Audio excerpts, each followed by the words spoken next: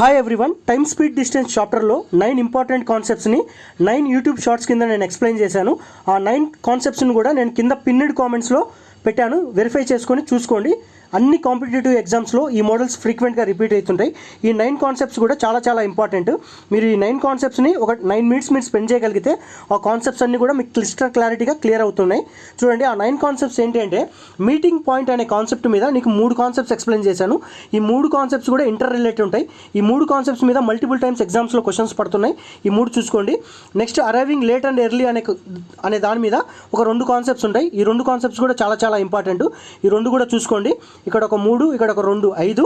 దాని తర్వాత average speed ఉంది కదా, ఈ యావరేజ్ స్పీడ్ క్వశ్చన్స్ని మల్టిపుల్ వేస్లో ఎలా అప్రోచ్ చేయొచ్చు అంటే, ఫార్ములా విధంగా, లాజికల్ విధంగా, కామన్ సెన్స్ విధంగా, లేదంటే వేరే అప్రోచెస్ తోటి నేను ఒక 4-5 అప్రోచెస్ తోటి నేను సాల్వ్ చేశాను. ఈ మోడల్ కూడా చూసుకోండి. నెక్స్ట్ వచ్చేసి టైమ్ స్పీడ్ డిస్టెన్స్ చాప్టర్లో అలిగేషన్ కాన్సెప్ట్ ఎలా అప్లై చేసి సాల్వ్ చేయొచ్చు, లేదంటే రివర్స్ ఇంజనీరింగ్ అంటే ఆప్షన్స్ యూజ్ చేసుకొని సాల్వ్ చేసేటప్పుడు ఏ స్టెప్ దగ్గర మనం ఆప్షన్స్ని యూజ్ చేసుకొని సాల్వ్ చేయొచ్చు అనే అప్రోచ్ కూడా చెప్పాను.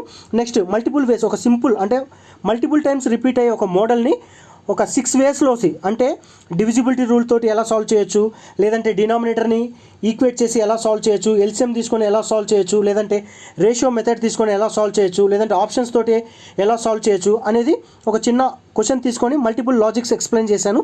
ఇది చూసుకోండి. వాకింగ్ స్లో అండ్ ఫాస్ట్ అనే ప్రాబ్లం ఉంటుంది. అది చాలా టైమ్స్ రిపీట్ అవుతూ ఉంటుంది అన్ని కాంపిటేటివ్ ఎగ్జామ్స్లో.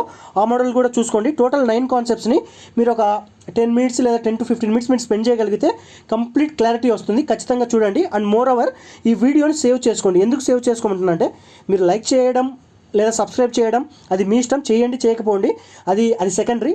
మెయిన్ మీరు ఈ వీడియోని సేవ్ చేసుకోండి. ఎందుకంటే ఫ్యూచర్లో నేను టైమ్ స్పీడ్ డిస్టెన్స్కి సంబంధించిన యూట్యూబ్ షార్ట్స్ అన్నింటినీ కూడా లింక్స్ ఈ వీడియో కింద పెడతాను. ఫ్యూచర్లో మీరు ఈ చాప్టర్కి సంబంధించిన యూట్యూబ్ షార్ట్స్ అన్ని కూడా ఒకేసారి మీరు చూసుకోవచ్చు. ఈ వీడియో ఓపెన్ చేసినప్పుడు మీకే బెనిఫిట్ ఉంటుంది. ఓకేనా? చూసుకోండి, నేర్చుకోండి. అన్నీ కూడా మల్టిపుల్ టైమ్స్ రిపీట్ అవుతున్నాయి ఈ కాన్సెప్ట్స్.